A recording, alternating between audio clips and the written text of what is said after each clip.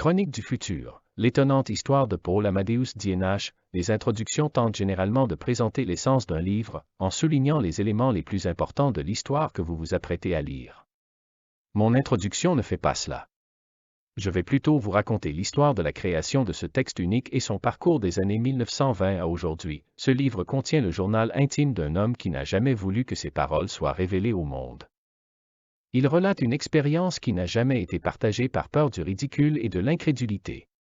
Au fur et à mesure que vous parcourez ces mémoires très personnelles, la raison de ce secret deviendra vite évidente. L'auteur prétendait avoir vécu dans le futur et être revenu à son époque d'origine, l'Europe centrale du XXe siècle, pour enregistrer un récit détaillé, décrivant exactement ce qui s'est passé pendant son voyage. Les véritables protagonistes de cette histoire étonnante et vraie sont deux personnes, Paul Amadeus Dienach, l'auteur, et l'homme qui prétendait avoir vécu dans le futur, et Georges Papahatsi, l'étudiant en langue allemande de Dienach à qui il a laissé ses notes, le journal que vous tenez aujourd'hui entre vos mains.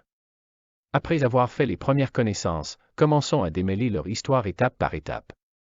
Qui était Paul Amadeus Dienach? Paul Amadeus Dienach était un enseignant suisse-autrichien à la santé fragile.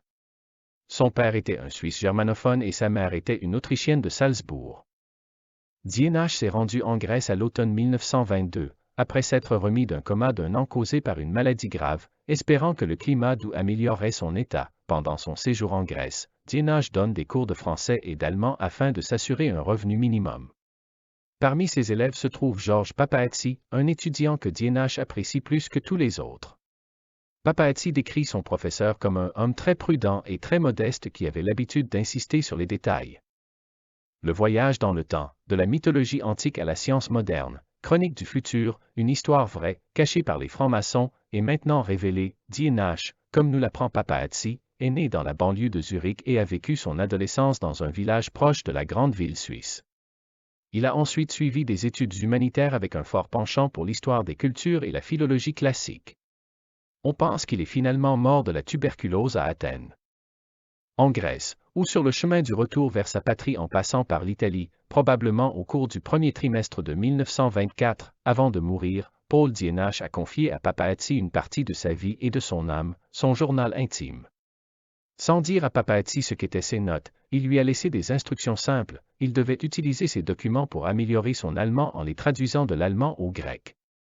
Papahatsi a fait ce qu'il lui demandait. Au début, il a cru que Dienach avait écrit un roman, mais au fur et à mesure qu'il avançait dans ses traductions, il s'est vite rendu compte que les notes étaient en fait son journal, du futur, retour vers le futur, voyage dans le temps jusqu'en 3906 après Jésus-Christ. À ce stade, nous devons clarifier quelque chose de crucial. On pense que Dienach a souffert d'encéphalite léthargique, une étrange maladie neurologique qui développe une réponse du système immunitaire à des neurones surchargés. La première fois que Dienach est tombé dans un sommeil léthargique, cela a duré 15 minutes. La deuxième fois, cela a duré une année entière. Pendant cette année où Dienach était dans le coma dans un hôpital de Genève, il a prétendu être entré dans le corps d'une autre personne, Andreas Northam, qui vivait en l'an 3906. Une fois sorti du coma, Dienach n'a parlé à personne de sa remarquable expérience car il pensait qu'on le considérait comme fou. Cependant, il a écrit l'intégralité de ses souvenirs concernant ce qu'il avait vu de l'avenir. Vers la fin de sa vie, il a même arrêté son travail d'enseignant afin d'avoir le plus de temps possible pour écrire tout ce dont il pouvait se souvenir. Dienach décrit tout ce qu'il a vécu de l'environnement et des gens de l'année 3906 après Jésus-Christ, selon l'état d'esprit et les connaissances limitées d'un homme du XXe siècle. Ce n'était pas une tâche facile pour Dienach. Il y a beaucoup de choses qu'il prétend ne pas avoir comprises à propos de ce qu'il a vu, et il n'était pas non plus familier avec tous leurs termes. Leur technologie ou le chemin d'évolution qu'il avait suivi, Nostradamus et Hitler, un médecin du XVIe siècle pouvait-il voir l'avenir? Chronovisor, la machine à remonter le temps qui a filmé la crucifixion de Jésus, dans ses mémoires, il affirme que les gens du futur ont parfaitement compris sa situation médicale particulière, qu'ils l'ont appelé « glissement conscient », et qu'ils ont dit à Dienach autant de choses qu'ils pouvaient en rapport avec les événements historiques qui se sont déroulés entre le XXIe et le XXXIXe siècle. La seule chose qu'ils ne lui ont pas dit était l'histoire exacte du XXe siècle, au cas où la conscience de Dienach reviendrait à son corps et à son époque d'origine, comme il l'a fait, il pensait qu'il serait dangereux de lui faire connaître son avenir immédiat et l'avenir de son époque au cas où cela perturberait ou modifierait le cours de l'histoire et de sa vie. qu'est-il arrivé aux chroniques du futur de D&H? En lisant page par page la narration personnelle unique de D&H, vous serez en mesure de décoder ce qu'il prétend avoir vu en relation avec l'humanité, notre planète et notre évolution. Beaucoup se demandent ce qu'il est advenu du journal pendant tout ce temps, de la lointaine année 1926 jusqu'à aujourd'hui, presque un siècle plus tard. Georges Papahatsi a progressivement traduit les notes de D&H, avec son allemand pas si parfait, sur une période de 14 ans, entre 1926 et 1940, principalement pendant son temps libre et ses vacances d'été. La Seconde Guerre mondiale et la guerre civile grecque ont retardé ses efforts pour diffuser l'histoire étonnante qui avait atterri sur son bureau toutes ces années auparavant, la veille de Noël 1944. Papahatsi se trouvait chez des amis dans une maison qui était également occupée par l'armée grecque. Lorsque les soldats ont aperçu les notes de D&H, qui étaient bien sûr en allemand, ils les ont confisquées car ils les considéraient comme suspectes. Ils ont dit à Papahatsi qu'ils ne les rendraient qu'après avoir examiné leur contenu. Ils ne l'ont jamais fait. Mais à ce moment-là, Papahatsi avait déjà terminé la traduction. Georges Papahatsi a tenté de retrouver des informations sur D&H en se rendant 12 fois à Zurich entre 1952 et 1966. Il n'a pas pu trouver une seule trace de lui, ni de parents, voisins ou amis. D&H, dont on pense qu'il a combattu avec les Allemands pendant la Première Guerre mondiale, n'a probablement jamais donné son vrai nom en Grèce, un pays qui avait combattu les Allemands. Après la fin de la Seconde Guerre mondiale et de la guerre civile grecque, Papahatsi a donné le journal traduit à certains de ses amis, maçons, théosophes, professeurs de théologie et 2 Allemands anti-nazis.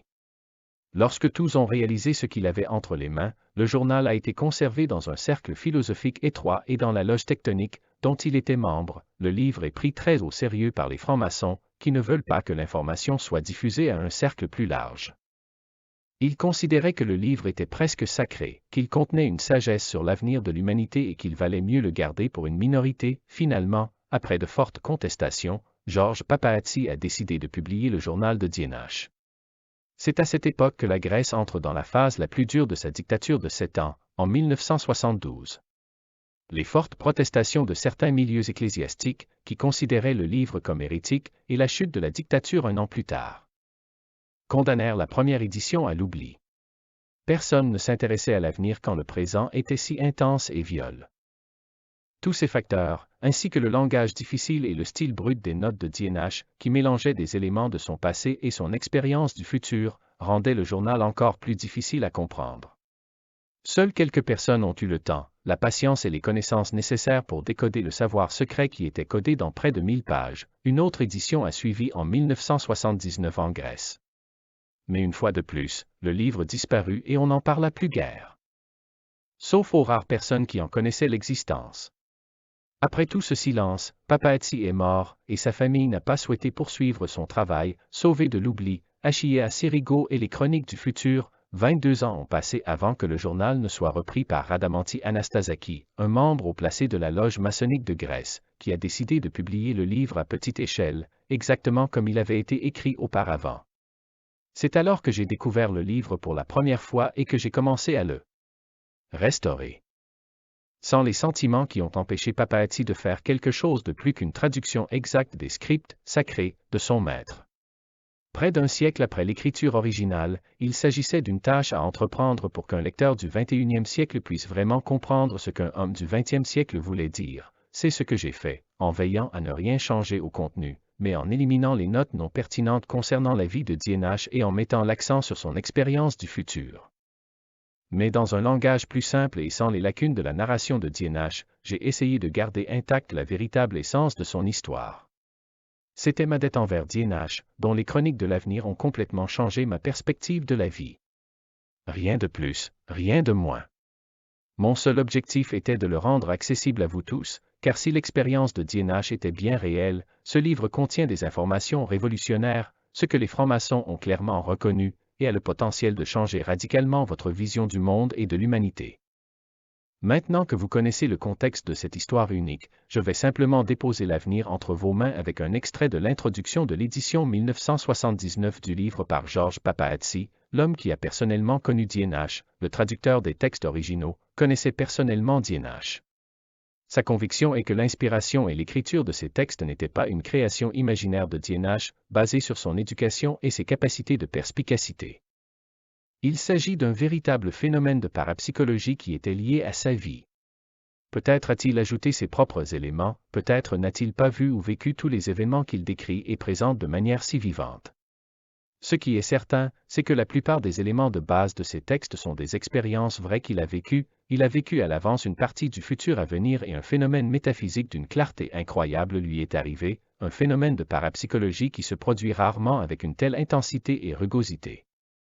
Grâce à lui, ce qui va se passer sur Terre à partir des dernières décennies du XXe siècle jusqu'en 3906 après Jésus-Christ, nous est désormais connu, du moins en termes généraux. Je dois vous dire que si Papahatsi n'était qu'un étudiant au moment où il a reçu le journal de D&H, il est ensuite devenu un homme très respectable de son époque. Il était vice-président du mouvement européen, Conseil national de la Grèce, membre fondateur de la Société philosophique grecque, et professeur de philosophie et de culture.